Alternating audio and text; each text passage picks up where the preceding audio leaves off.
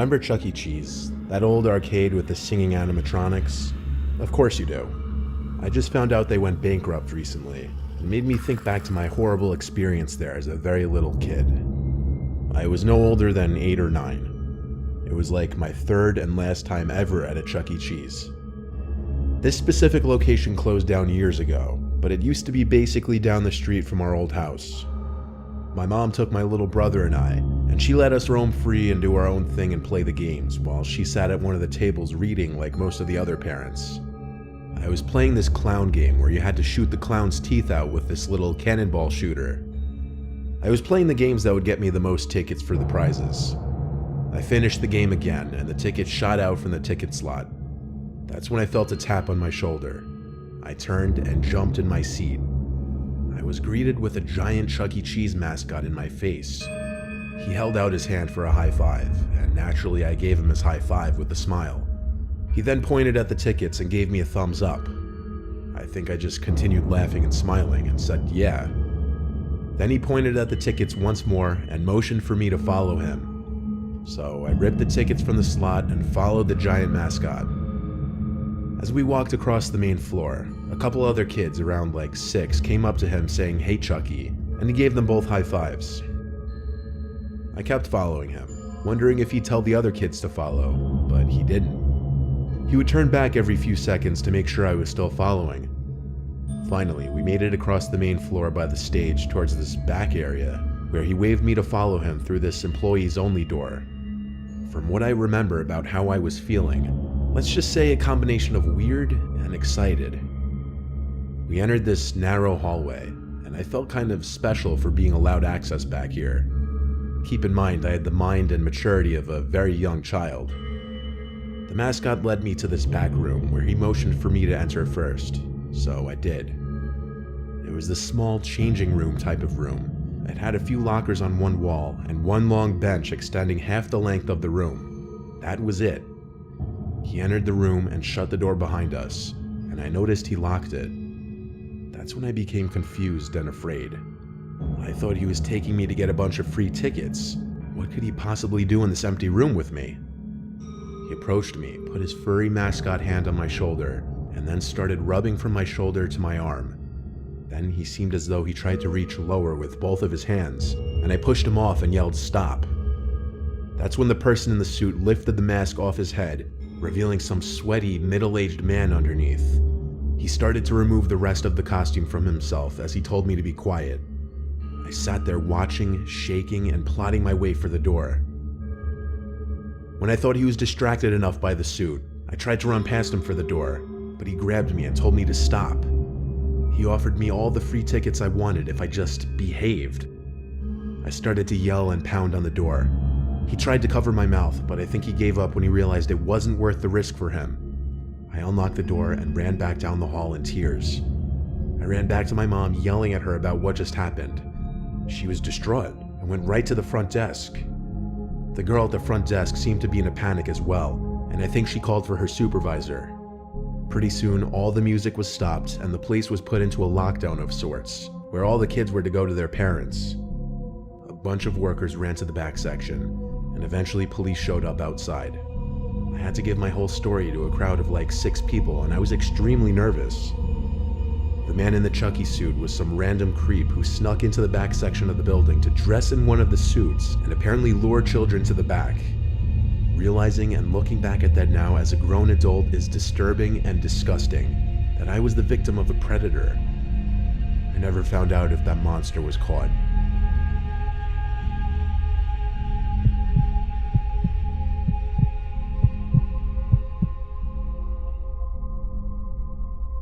I used to work for Chuck E. Cheese very briefly when I was 21 years old. I was one of the janitors/maintenance workers. I know, not very awe-inspiring. I was broke as hell and needed money. All my job really entailed was cleaning tables and keeping the play areas generally clean. Sounds easy, but there was never really a time to just sit and take a breath. There was always something to clean or take care of. I would also be in charge of turning on and off the animatronics, opening the stage curtains, fixing busted arcade machines, and things of that nature. My shifts would always be later, from like 4 to 10 p.m. My location closed at 8 on weekdays and 9 on weekends. I would stay an hour, sometimes 2 hours after to get the place in top shape ready for the next day. So this one night, I was working past close like I usually did. Everyone had already left the building, including the other workers, so I was the last one in the building. I was dragging my cleaning cart around the arcade area. I had already turned off all the game machines. I was by that space-themed arcade machine where you had to press the button at the right moment to stop the light on the jackpot bulb. As I was passing by this machine, the space-themed music suddenly emits from the machine at a very loud volume, and all the lights start flashing again. I felt like my heart was in my throat, that's how much it startled me. I fiddled with my keys to access the control port of the machine to turn it off again. I'd never seen anything like that happen before. It suddenly just freaked me out, only because I was all alone in that big building pretty late at night. The weirdness didn't stop there though. By this point in the night, I had already shut down the animatronics on the stage, so when I heard Chucky's pre-recorded laugh break the silence of the room, my heart started pounding again. The laugh was short and cut off. It almost sounded glitchy. I ditched my cleaning cart to go backstage and check on the animatronics, and I could see they were in their idle modes now, meaning they would move their limbs and heads around every so often. I would have to go to the control room to turn them off, but this was the second strange thing to happen that night. I started getting paranoid that someone else was in the building with me, but that thought was interrupted when I noticed that the Chucky animatronic was facing me, and its head angled down perfectly to look as though it was looking at me. It was bizarre. Bizarre that I was finding it that disturbing. I'm not crazy, but for my own peace of mind, with my eyes on the Chucky animatronic, I walked past it, closer to the control room. I waited there for a few seconds, and then the animatronic spun 90 degrees to face me once more, perfectly. I swear it was once again looking right at me, and then the laughter emitted once again from the animatronic. But in a creepy, glitchy, cut-off manner, this time much louder, obviously because I was right next to it. I ran to the control room to hit the switch to turn everything off on the stage once more. I left the control room, and the Chucky animatronic was still facing the direction it was moments before. I left the stage through the curtain and just felt uneasy. I was starting to think maybe it was all just getting to my head. But that's when I heard the horrible laugh again come from the stage behind the curtains. That was the last straw. I took my card, clocked out, and left. I texted my boss the next day that I had to leave early because I was feeling extremely sick. He said it wasn't a problem, but he never mentioned anything about the animatronics being left on. And when I asked him if the animatronics had some kind of motion detecting feature to look at people, he said no, they didn't. I'm not the most superstitious guy, but I firmly believe I wasn't the only presence in that building that night. And I don't mean there was another person in there.